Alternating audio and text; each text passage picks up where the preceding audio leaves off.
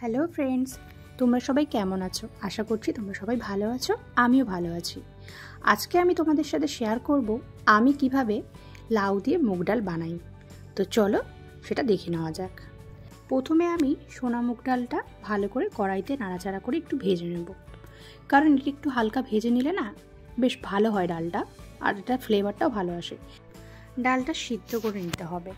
ডালটা সিদ্ধ হয়ে যাওয়ার পর আমি এখানে যে লাউগুলো পিস পিস করে কেটে রেখেছিলাম সেই লাউটা দিয়ে দেবো কড়াইয়ের মধ্যে লাউটা দেওয়ার পর আমি 2 কি 3টে কাঁচা লঙ্কা দেবো, যার যেরকম ঝাল খাও সেই বুঝে দেবে।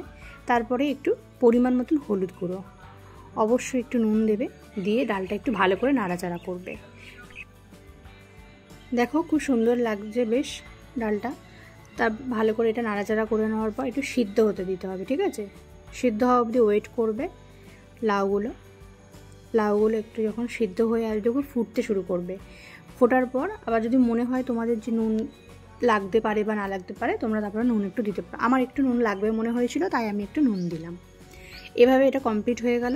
দেন এটাকে আমি নামিয়ে নেব। তারপর একটা কড়াইয়ের মধ্যে আমি শুকনো লঙ্কা 5 ফোড়ন দিয়ে একটুখানি ফোড়ন দিলাম।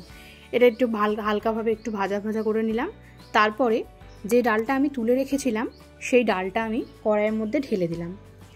আমার এখানে ডালটা একটু গাঢ়ই হয়েছে, ঠিক আছে? পরে আমি এখানে জল অ্যাড করেছিলাম, কারণ একটু পাতলা করার জন্য। তো যাই হোক, দেখতেই পাচ্ছ তোমরা। এবার একটু হালকাভাবে এরকম নাড়াচাড়া করে নিলাম। তো আমি জল অ্যাড করে দিয়েছিলাম, তারপর জলটা দিয়ে এবার একটু নাড়িয়ে নিলাম।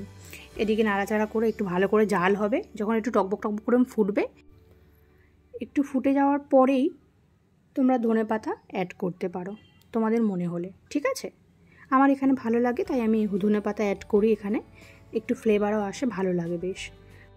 খুব সহজ পদ্ধতিতে আমি এভাবেই করি, তোমরাও এভাবে ট্রাই করে দেখতে পারো। ফাইনালি আমার ডাল রেডি।